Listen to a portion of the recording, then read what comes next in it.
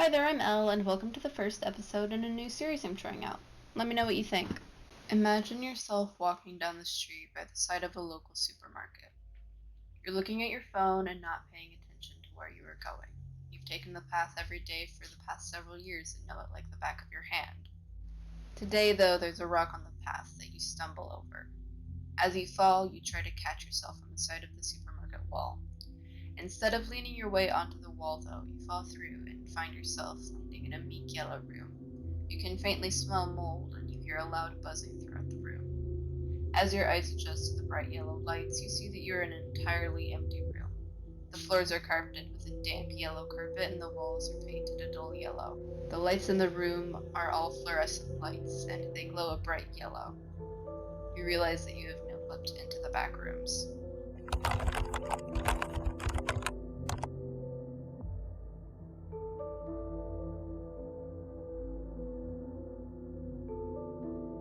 Let's first talk about what all this means, though.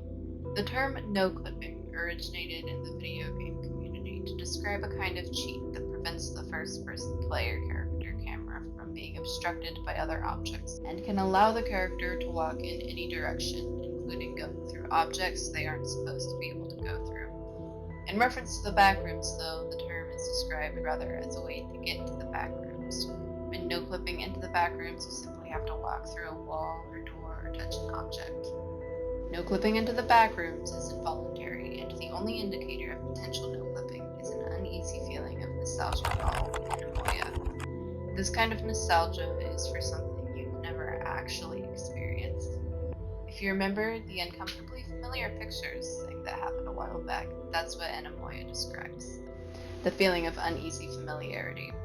The familiarity comes from the nostalgia, but the uneasiness comes from the abandonment of the place. You may also experience a sense of anacopsis, or a subtle feeling that you are not where you are meant to be. While this is a subtle feeling, it can grow and begin to eat you up. Not literally, of course. Let's go back to our scenario. You've heard of the backrooms before, seen pictures of it online. That reminds you to check for your phone to see if you still have it. You do. That's good. From what you can remember of the backrooms, there are 9 main levels going from level 0 to level 8. The room you're in now is level 0. You decide to take a picture of the level to add to the hundreds already online. But you don't know much more about the backrooms than that, so let me do some explaining. Level 0, also known as the lobby, is a seemingly infinite spreading collection of repetitive yellow rooms. Occasionally there is a variation to these rooms, including stairs, hallways, bright red rooms with a variety of items, and pitch black rooms. Level 0 is one of the safest of the 9 levels and has the least encounters with entities.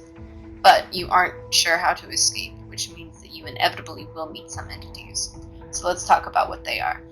The first type of entity you encounter is a hound. They are dog-like in nature and crawl around on all fours and will attack anyone that provokes it.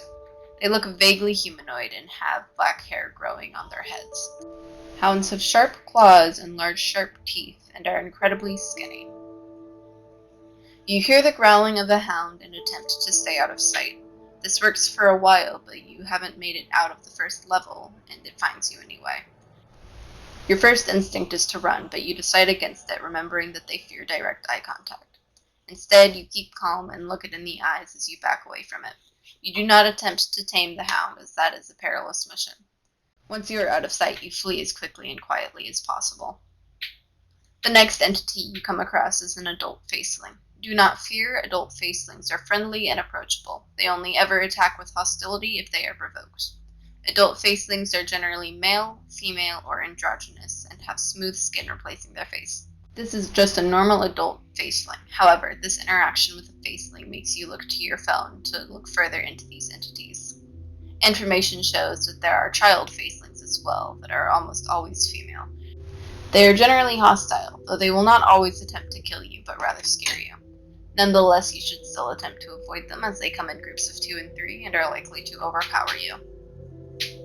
You also read about the pink dress facelings. There's not much known about them, but you are warned that seeing one is a death sentence.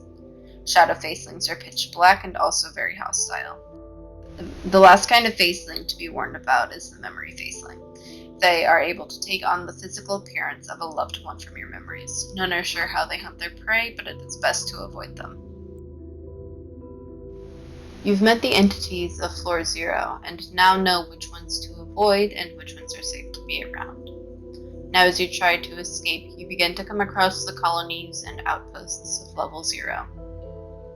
You stumble upon your first outpost, Tom's Diner. In the diner you are greeted by a man named Tom. He's incredibly friendly and offers you food, which you graciously take. As you talk, he tells you that he used to be a chef before he no-clipped to the Backrooms, that he has enough food to last him for the next several years. He tells you about the cult of fluorescent lights. The cult worships the lights on Level 0 and are made up primarily of drunks. They are weaponless and have around 15 members. Then he tells you about the Lucid Group. He doesn't know much of them and isn't positive they are real, but he's read about them on the internet before. As you finish your food, he gives you almond water and a few snacks to bring and points you in the direction of the Stevie Town. Arriving at Stevie Town, you find the population of the town is 12 and run by a man named Steve. As you stay, you hear about Fort Blake. It's warned you shouldn't go there as they've been taken over by a group called the Rascals. You also hear about Camp Amber. You hear that it is dangerous to go there, but you aren't sure as to why. After leaving Stevie Town, you wander into the Republic of Level 153, which is an outpost of the Republic of 153 on Level 0. They welcome you in, and you get a few weapons that you can take with you on your way to the next levels. They also let you trade some of your snacks from Tom's Diner with them for almond water. They tell you about the Backrooms Explorers, which are a group of people who explore the Backrooms. They have safety protocols for when entities are nearby and can sometimes be found on Level 0. Then they tell you about the Wilford Colony. They are incredibly advanced and can get you places like the Hub. They suggest you search for Guide Outpost 1, and so you leave. As you look for them, you stumble upon the Union. The Union tells you about new research from Level 0 mystery solvers, and when you ask how to get out of Level 0, they explain. After a decent amount of searching, you find a fire exit. This is what the Union told you to look for. You go through it and enter into Level 1.